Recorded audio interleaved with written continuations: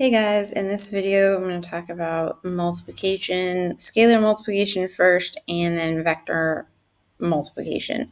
So, oopsies. In this part, we're going to talk about scalar multiplication, which is just multiplying by a number. So we're just multiplying each component by whatever number. So the first one is going to be changing the sign on everything. And the second time we're going to be multiplying by half, and we're going to be graphing all of these. So I'm going to start by graphing the original.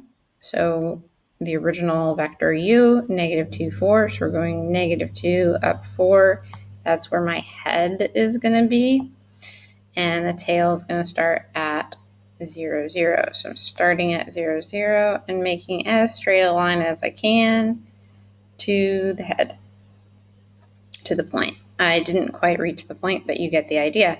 This is going to go from here, ideally all the way up to the point. It's just kind of hard to draw on the screen, sorry.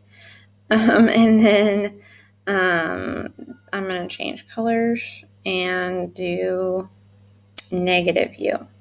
So this first one was u. So remember what we're doing.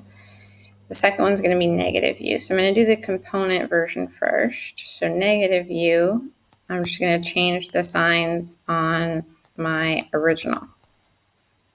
So -2, 4 becomes 2, -4, and I'm going to draw that.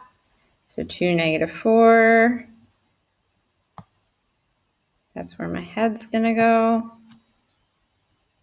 And like I said in the last video, if I've drawn this correctly, and again, it should end at the dot. Sorry, this is very inexact. But anyway,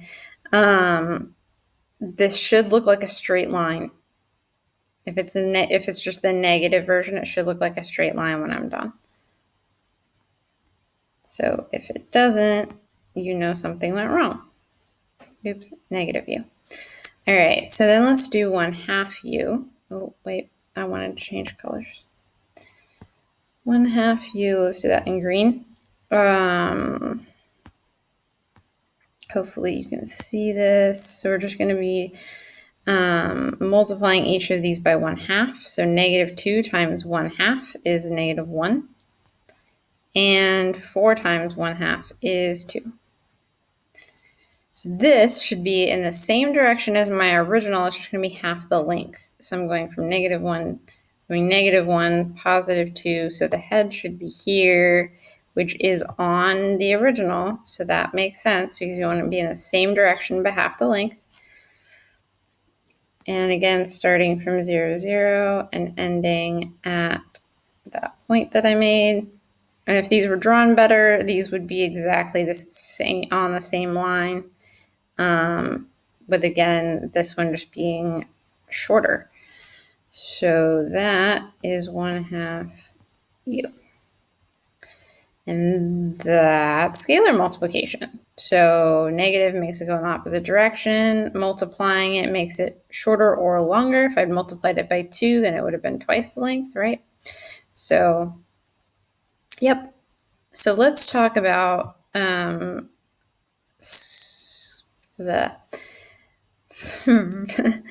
I want to say scalar multiplication again. I actually want to say vector multiplication. Talk about vector multiplication. Having trouble with my words this morning. Okay, vector multiplication. So vector multiplication, we're going to do this thing called a dot product, which I kind of mentioned in passing when we were talking about matrix multiplication. Because essentially what a dot product is the same thing as matrix multiplication if I were doing this. Here, let me change to a different color. Like the green doesn't give as much contrast. So if I were doing, hold on, let's do the first example. This one here. You don't have to write it like this each time. I'm just showing you what the dot product is. So if I were to multiply these two matrices together, right, I would do -2 times -9 plus 6 times -18. That is the dot product. So essentially what I'm saying is the dot product is where you multiply the components and add them together. So instead of ending up with a vector, we're actually going to end up with a scalar when we do a dot product. We're going to end up with a scalar. There are multiple ways to multiply vectors. There's this way, which is the dot product. There's also a cross product.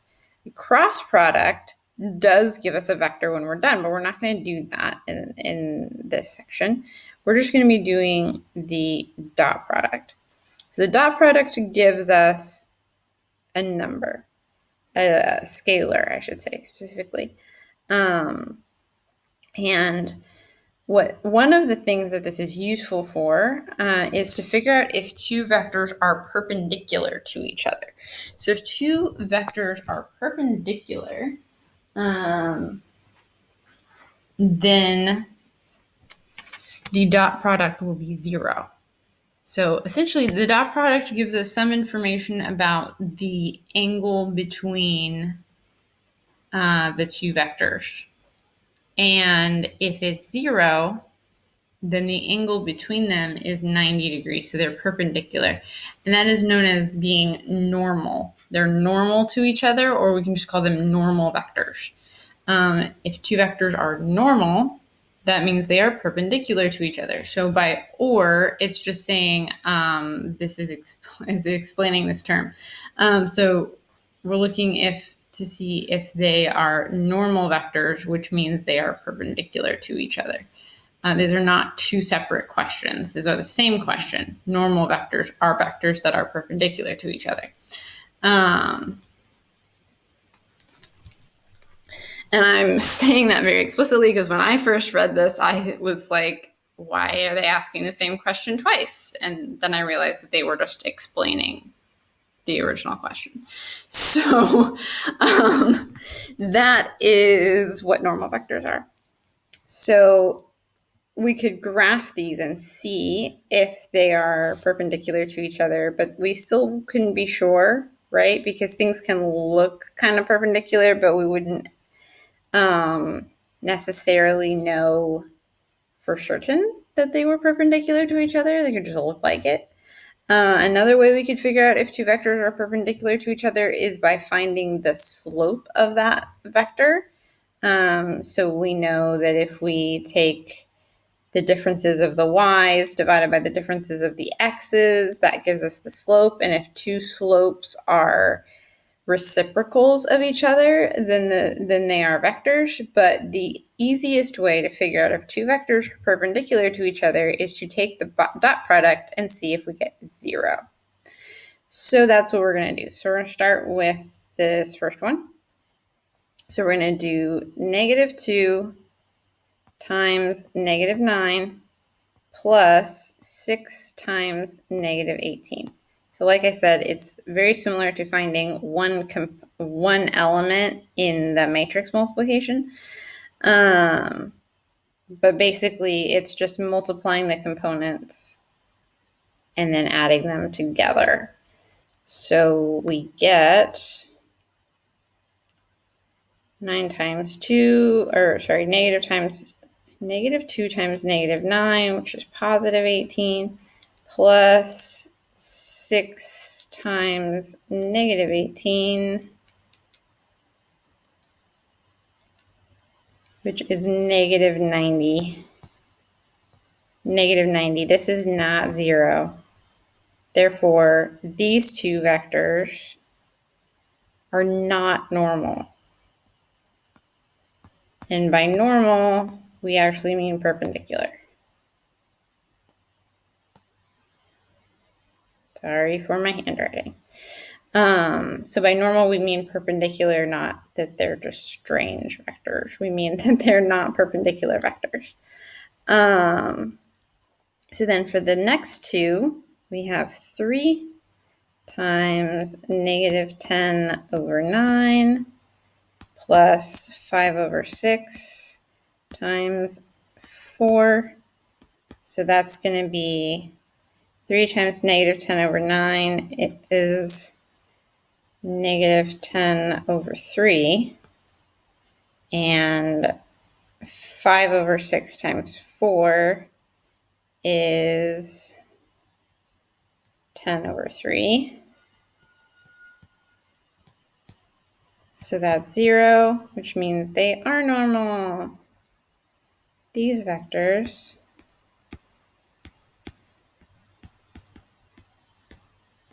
are normal. Or you just say they are normal vectors, right? Normal vectors. You can also write that they're perpendicular, but it specifically is asking with the terminology of normal. So I would say, these are normal vectors. And again, normal really just means perpendicular. Why normal means perpendicular, I'm not 100% sure.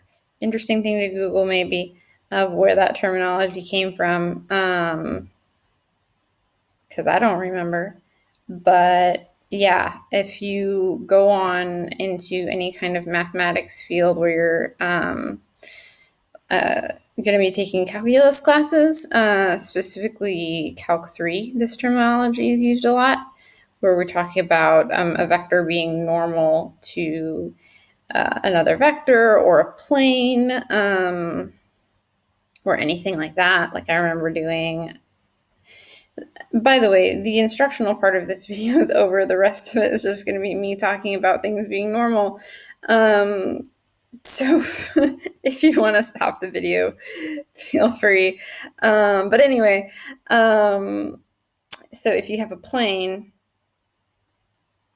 and then you have a vector coming out from that plane, and that vector is normal to the plane, then it means that it's coming straight out. It's perpendicular to that plane, which can be very useful to know. It kind of gives you a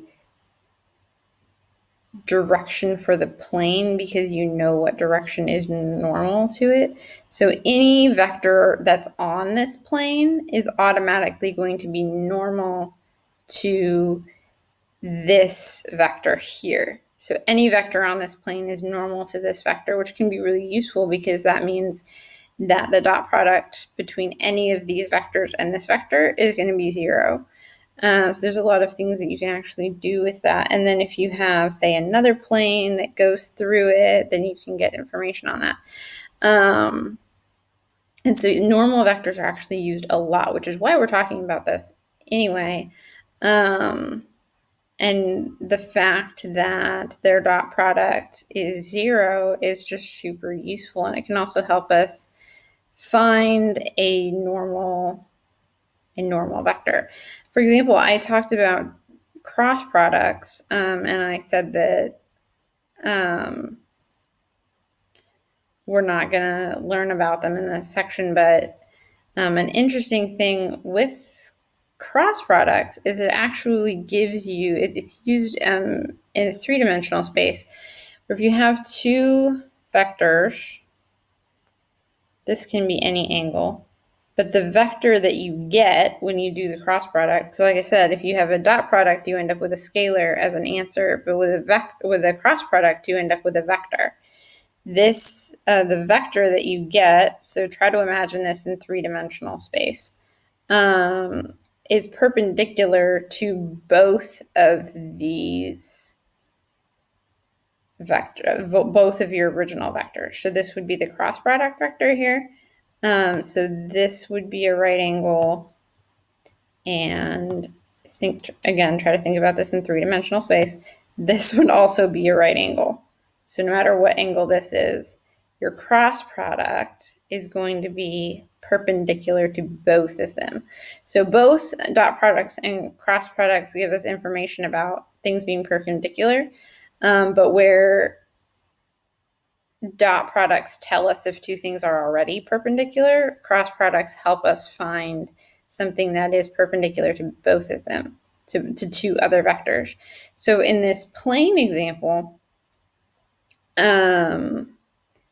if I didn't know what this normal vector was, but I knew two vectors that were on this plane, I could use any two vectors on this plane, find their cross product, and that would give me this normal vector.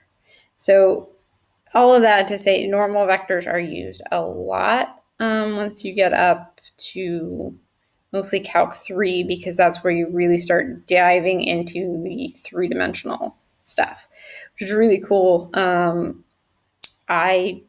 If you have any interest in math or engineering, science fields, I think that Calc 3 is really, really interesting because you get into three-dimensional space, which you would need understanding of this kind of stuff for. Again, engineering, physics uses a lot of three-dimensional. I mean, if you're doing anything with science that's going to take place in the real world, you need sort of this more three-dimensional stuff. So you get that in Calc 3, which is super interesting. Calc 3 is fascinating.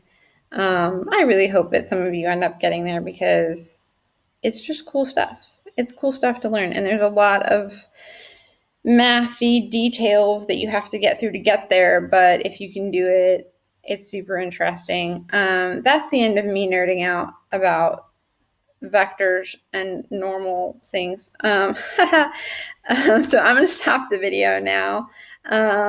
If you made it this far, thanks for listening to me nerd out. It's been fun, and I'll see you guys in the next video.